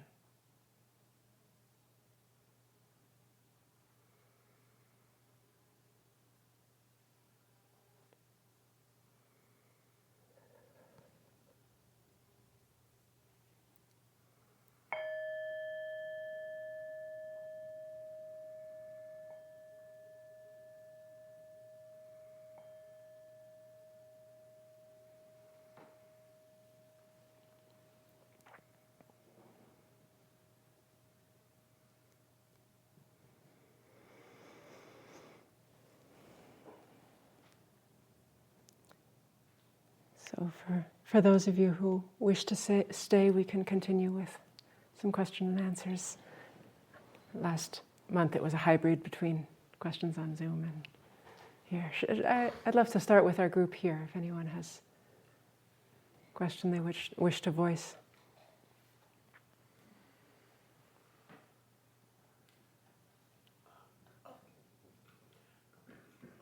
What are the pros and cons of meditating with your eyes open versus closed? So in terms of actual instruction, I don't know of a single Buddhist instruction that says to close your eyes, as in all the instructions actually say to rest the eyes in the space in front of you. And of course, there are other practices that have gazes in different directions. But in terms of shamatha meditation, stillness meditation, it's always a relaxed mode of the lids with just enough light. But what becomes, I think, difficult for many different individuals is that still an eye that's focusing? Or is that an eye, as Lama Allen calls it, that's hooded in the sense that enough light is still coming in that one's not falling into sleepiness, but the gaze is not actually seeing distinct shapes and colors. And I can speak as someone for whom, maybe because of the nature of my eyes, I have an astigmatism and so on, it's very difficult for me to rest my eyes in space without being focused. In other words, it would go into headaches, it goes into strange things quite quickly. And I know there are people who struggle with trying to keep their eyes open in meditation. It's optimal if one can. That's my real answer is it's optimal if one can keep the eyes open and unfocused, as in they're not picking up fine details of the visual field, because most meditations are not focused on the visual field. If one was, that would be a very specific meditation of placing a pebble or a flower or something in front of you and looking at it for a few days as a preliminary meditation to other types of shamatha. Is that enough of an answer? What are the cons of closing your eyes? Sleepiness, usually. Prapancha, as in mental proliferation, for sure. Sometimes just the keeping the eyes open can hold one in the present moment in a way that, for some people, letting that darkness come in would just allow the mind to go all over the place and lose the present moment. Another reason not to have the eyes closed, as Lama Allen expresses it, is not to have that image that one's awareness is inside one's head. Because for some people, having the eyes closed makes it feel very dark and closed in here. For me, that's not my experience. And I know there may be people for whom they say, wow, my consciousness is vast when my eyes are closed. But as I say, the lineage instructions are to keep the eyes open, and I simply am very honest that it's something I've struggled with. And so, because it looks like you have your eyes closed. Yeah, and I'm also in a situation where I have potentially an awful lot of faces in front of me, and so if I need to go inside in order to guide something, then there's a lot of reasons to do that, more so in a teaching position than in private meditation. So that's my honest answer as well. Now I want to embrace you all. Yeah. So you talked a lot about, you always talk a lot about the resonances between Christianity and Buddhism. And I think one stark contrast that I've been thinking about lately is in Buddhism, it seems like there's an imperative for retreat and meditation and those sorts of practices, whereas in Christianity, salvation doesn't seem, at least on the outside, to be dependent on engaging in these types of practices. The emphasis seems to be different. So I guess I'm just wondering if you can speak to that, or what your thoughts are.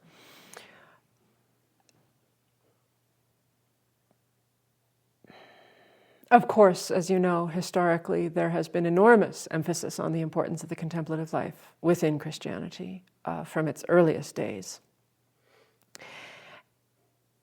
And I think there has been a kind of a practical allowance for the fact that not all Christians will be able to do that. And because it is intended to be a universally salvific path, religion, there's the acceptance that there will be different parts of society, as it were. And that's understood oftentimes in the sense of vocation or call. Is one called to the contemplative life? Is one called to the active life? And frankly, there's a real parallel in Buddhism too, because if all Buddhist societies had become 100% monastic, Buddhism would have died in a couple of decades. So there is a reality to, if a tradition is going to last in a human world, it has to have a balance between those who enter into the intensive contemplative life, primarily focused in retreat, and those who live and work in community and support that life.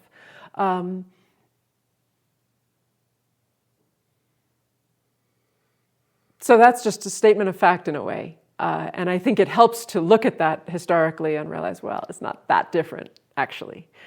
And it's true that there are many faithful Buddhists who are not interested in meditation. Their path is through chanting and recitation or ritual or monastic study and debate. And there are many paths even within Buddhism. And I think within Buddhism one can see that makes sense in the scope of many lifetimes, because people are able to see, well, I'm planting seeds for the future. There is a particular urgency now, and I think this applies equally to Christianity and Buddhism, that So in the prophecies within Buddhism, there are various prophecies of how long the Buddhist teachings will last. And those go in 500-year cycles, and there are various ways of calculating. I'm not going to go into details about that now. But the idea of a certain level of degenerate age is one in which the scriptures are still studied, but no one gains realizations anymore. But those ages are not set in stone. They're not inherently existent. And in any age, it is still possible to achieve realization. I think you know this, but I'm, of course, answering for everyone's sake. And in a way, the imperative for those who feel they have the capacity and the inclination to go into extended retreat, extended contemplative practice, as those who come, for example, to a Center for Contemplative Research do, there's an added imperative that in this age, someone has to be gaining realizations. Because it's almost like, I don't know if it's dangerous for me to use the image of the remnant, but there's that group that can maintain the thread through time of realizations. And when conditions in the future may be better for more people to gain realizations, then because that tunnel, as it were, of the small group who's been able to gain them can continue to spread the teachings authentically. Because if it goes too long with scriptural transmission only, the juice is lost. The juice of transmission is lost, even if the words are correct. And likewise in Christianity, there may be more urgency now, precisely when, for the most part, monastic life is dying out. I mean, I think all the Christian orders are struggling with fewer and fewer vocations, fewer and fewer people interested in lifelong monastic life. And that's in all the orders, much less the most strictly contemplative ones, such as the Carthusians, the Cistercians, and so on. And yet the urgency is greater. In our world, with the catastrophes we're facing, that reality of contemplative life in which individuals are experiencing union with Christ, union through the Holy Spirit, with the mysteries that make Christianity real in being salvific. That if someone understands those contemplative mysteries, then the sacraments make sense. If the sacraments are all that are left without anyone experiencing that kind of contemplative life, I fear that it will be harder and harder for people to even have faith that there's anything there. I think part of the power, especially in the Catholic and Orthodox traditions, why the sacraments have continued to be believed in so powerfully through the centuries is because people also are believing in the saints who have displayed miracles, who have displayed visionary experiences, who've spoken about union. And so they realize, I may not have those visionary experiences, but I can go to Eucharist and I can experience union with Christ through Eucharist.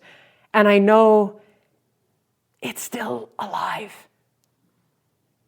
And I think if we went into an age where no one was practicing contemplation at that level, it would be a dismal age for the church. So I don't know if I've even expressed that to my own mind in those terms before, but that's the answer that comes to your question for now. Thank you. Something in the chat? Yes, we do have a couple. So first from Sarah, could you say what types of activity should be included in each practice session during a solitary retreat, and how to do meals? Is the first one. Yeah, sorry, I'm just reading the second one as well, so I can time it out. So wonderful. Yeah, that was what I'd wanted to go into more detail about. So, of course, the meditation we just did, I was trying to express at the broadest possible level. And I had that sense that people from many different backgrounds could access. There's a core truth to this as a devotional meditation, as a compassion meditation, as a meditation leading to some kind of fundamental insight about our ground. What is the nature of who I am in the heart? But of course, for that to progress and not become stagnant. It would need influence from very solid, significant, detailed sources. And that's part of why, and this, I will get to the question, but it's part of why it is important to go into retreat with some context. So even if one is, let's say, discerning, because I think there may be many of you listening who have diverse backgrounds, and so you're going into the retreat, well, I want to go deeper in, well, what is my path and which path is it going to be? But when you're in a session, know what you're going to do before the session, and have reading that is directly supporting that particular meditation practice. Actually, in Tibetan tradition, this is a classical instruction. It's not that, in most kinds of retreats, it's not that you don't read at all, but the only reading you do should be directly related to the practice that you've gone into the retreat for. So if it's a shamatha retreat, you're only reading instructions on shamatha and bodhicitta, because that's the motivation for everything. If it's a Vajrayana retreat, you're only reading commentaries on that particular Vajrayana practice. So if it's a discernment retreat, I'd say take the books that have inspired you the most to do this retreat, and then sit with that.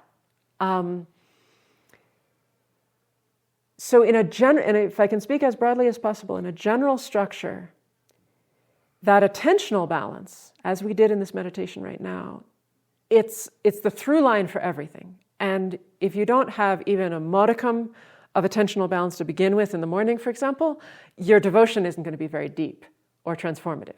Even your motivation won't be that transformative. So even if it's 10 minutes of breathing, mindfulness of breathing at the beginning of your first session, at the beginning of every session. This is why counting the breaths has been so useful in the Tibetan tradition, not necessarily as a shamatha practice, it can be, but not necessarily. It can simply be different ways of counting. It could be 3 rounds of 7, 2 or 3 rounds of 10, all the way to 21, different instructions on that. What I heard from His Holiness many years ago was to count to 10 and then backward from 10 to 1. And I found that very effective for my mind to test. Do I know that I'm going backward and not get it's so in the background that suddenly, I'm going forward again and I totally lost track. It's a good way of testing yourself when you've done it a lot. But that can come out to 5 to 10 minutes, depending how long your breaths are, and you're in a much better place to even start your motivation. There are ways of going into meditation and starting with recitations right away, and I've done a lot of that in my life as well. But I think for those of us really called to contemplative practice, it can get dry really fast if you're going into a set recitation without having settled. And so Dudjom Rinpoche, for example, in Dudjom Tersar preliminaries, give the instruction to settle body, speech, and mind before you even begin the practice. So that can be the beginning part of the structure for every single session. And then the devotional aspect of every single session is intimately related to the motivational aspect. So you're generating those together. You can start with asking yourself, well, why am I here? As we did. What is my motivation? And then according to the teachings you're following, developing that. Upping the ante, as it were. Raising the bar. Well, this is where I feel I'm coming in naturally today. Can I increase it just this much? And that might be just a few minutes. It might be that you're so overtaken with a new dimension of understanding your motivation that you stay for 20 minutes in just, what is my motivation? And those can be truly transformative sessions. Then going to the devotional aspect, which, of course, in Tibetan tradition, it always has a visualized component to it. Tibetan tradition is just very visual. What I was indicating in our session just now is you can have the dimensional energetic component of a visualization without actually visualizing anything. And for people for whom visualization is difficult, this may be a way of actually practicing the practices that they've been given with a very elaborate visualization and saying, well, all I can do is feel divine presence in front of me, and it has a component of incandescent, translucent light. And in the context of devotion, that may be enough. Not for developing shamatha on a visualized image, but for devotion, yes. For devotion, yes. And it may be that over time that starts to take on more specific characteristics, especially if one's committed to a specific practice that has instructions about the visualization. So all that's to say, settling, body, speech, and mind, motivation, devotion, asking yourself the question, what do I have faith in? In the beginning, you might spend 45 minutes just on that, and then 15 minutes of a shamatha practice. That could be a fantastic hour-long session. And in an early retreat, 4 sessions like that could be so transformative. Or the later sessions in the day, you may feel, I immediately pick up from where I left off with the motivation and the devotion in the last session. And so that can be much shorter. It might be 5 or 10 minutes. And then you have more time for balancing the attention through a shamatha practice. Again, I'm not directly teaching the shamatha practices. If you follow Lama Allen's work, enormous amount of material that you can follow in studying shamatha practices, as well as in this very series, Doug Wienhoff has presented a rich array of shamatha practices. Then, at some point in the day, you want to do an active practice for opening your heart. So you can set the motivation, but that motivation will only continue to grow from day to day in retreat if you're growing it, watering it, fueling it. And so that would be a practice on the 4 measurables. Of course, there's a lot of material available. Lama Allen's written a book, I believe it's called The 4 Measurables. It's gone through several different reprintings. So much available to study the 4 measurables. The practice of Tonglen, which I think many Westerners know that word now. It means giving and taking, literally taking and giving. But the point is that one's taking on suffering, giving away every goodness. And so there's a sequence of steps to developing bodhicitta. And so as you study the meditations for the 4 measurables, for the lojong, the mind training, transforming the mind, Lama Allen's book, The Art of Transforming the Mind, at least 1 session in the day, and that could be half an hour, it could be an hour, really focused on opening your heart, developing your heart. And the more you do it there, then you can do it in shorter segments through the other sessions. So you see, this is the balanced practice. This is not a shamatha retreat that I'm describing. This is a balanced practice retreat, entry level. Develop your devotion, your heart, your attention, and your mind. And so then another component, oftentimes later in the day. Some people have that sharpness for analysis in the morning, but sometimes it can, after you've done some reading and exercise, sunset can be a wonderful time for vipassana, for really diving into the nature of reality according to what you've studied.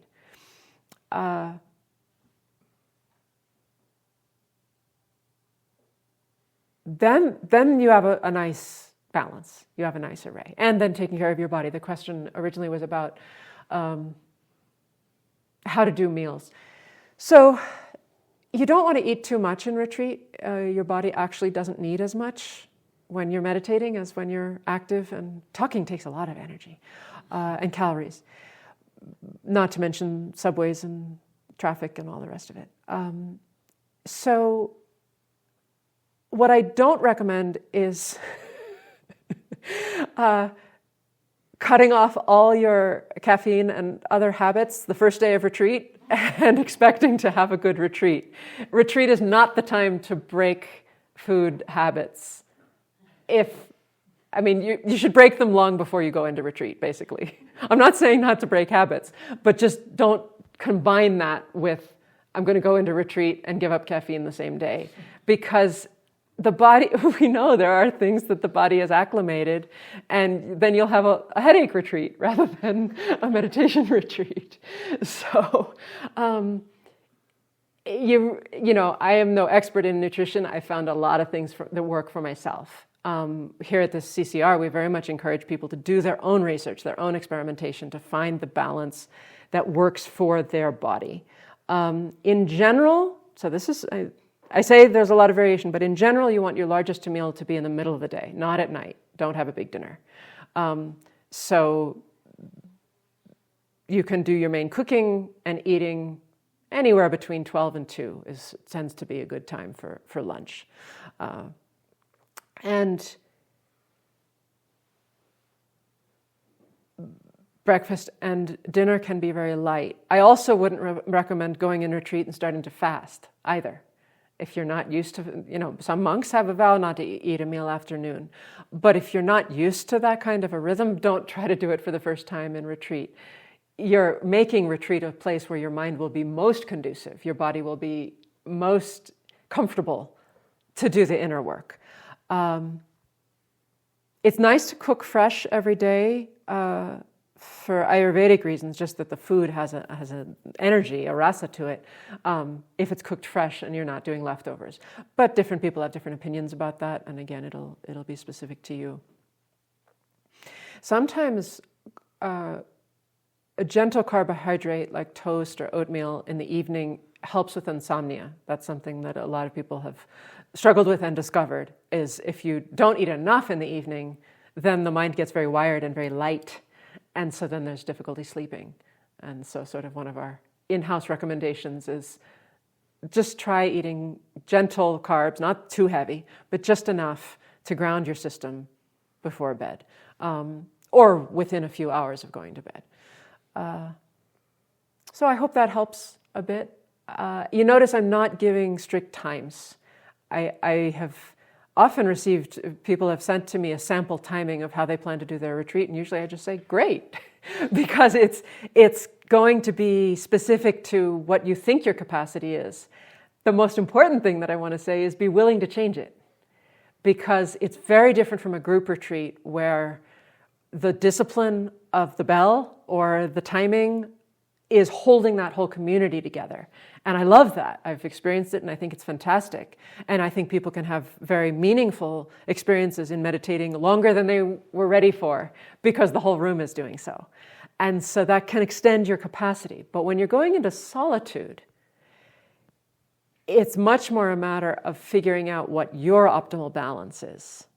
And so you need to be flexible with yourself. It's good to set goals, it's good to set a schedule, and be willing to change it. So I think there's more here. So a beautiful question about surrender, which it's a huge topic, and I'm not sure I want to say too much more today, except look where surrender and faith dovetail for you personally, the person who asked the question. Can you think about faith the way we talked about it today, and how does that lead you to surrender? Because my own experience is it does. Enormously, it does. Because there's a point at which when you realize that there is such a thing as even one enlightened being, then that enlightened being is with you all the time and knows infinitely more than you do. And the next step is surrender. So it's even what we did in the meditation of, if there is even one enlightened being whose nature is omniscience and perfect compassion, and has the capacity and the willingness, the wish to do whatever we need to help us, not just whatever we want, but whatever we need to help us, then if we open our hearts to that, we can receive it. And that is how I understand surrender. I don't know if it's how the person asking the question does, but I hope that's enough of a hint to go where you need to go with that.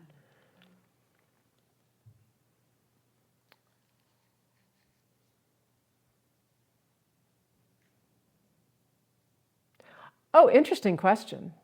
About degenerate age and population increase. So this being a degenerate age with few people achieving realization, but of course there are many more people who have a precious human rebirth than, say, 1,000 years ago, since the Dharma has spread more widely and of course the population has increased.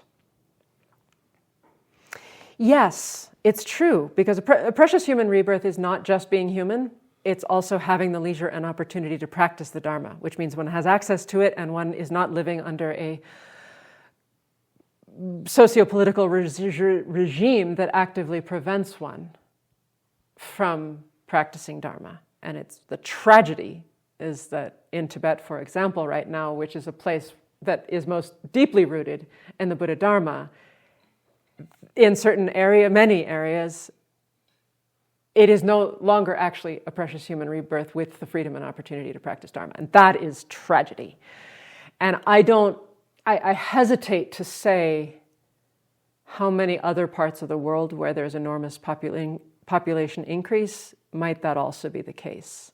As in, it's a human rebirth, but are the circumstances really any better?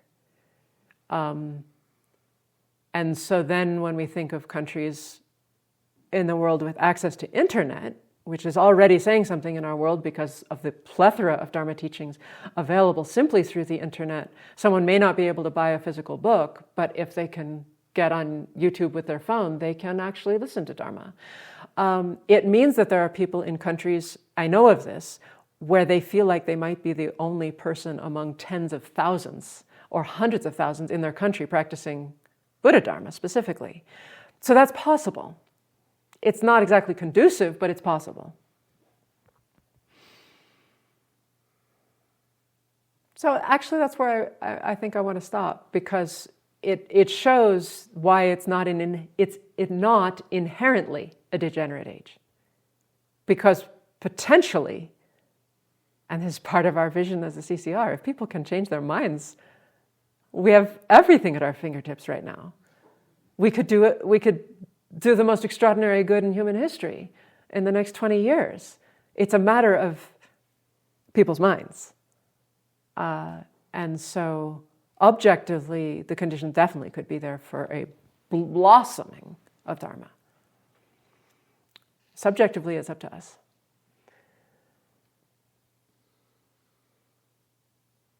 Okay, I think that's it. And just at 12. So thank you for staying. It's wonderful to still have you present here. So I believe I'll be slipping back into a much stricter state of retreat even within the next couple of weeks. So we haven't planned yet who will be giving the Ghatika next month. But there will be one. There will be a Ghatika, one of several options of teachers. So, as I feel you already saying a dedication, I invite you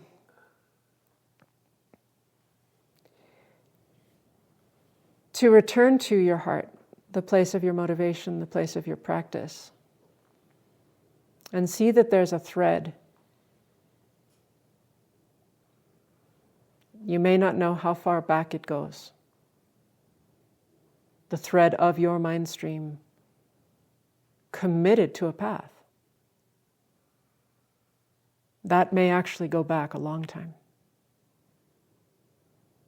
And in these 2 hours together, it has been awake. It may already have been awake, but it's certainly been awake now. And so I invite you to dedicate that, like pushing a billiard ball or floating something down a stream, sending it into the stream of the minds of all enlightened beings, for they have the capacity to transform your virtue, your goodness today into the path.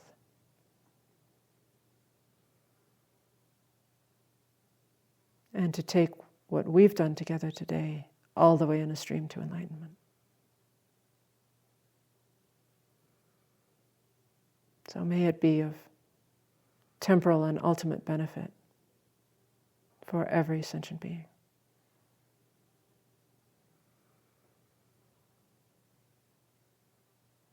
Amen.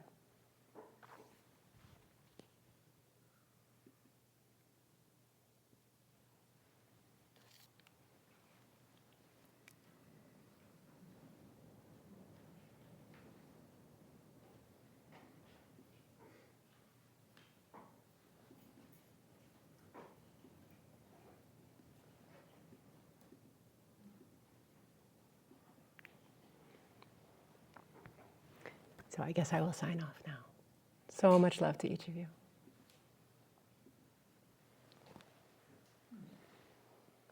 Blessings.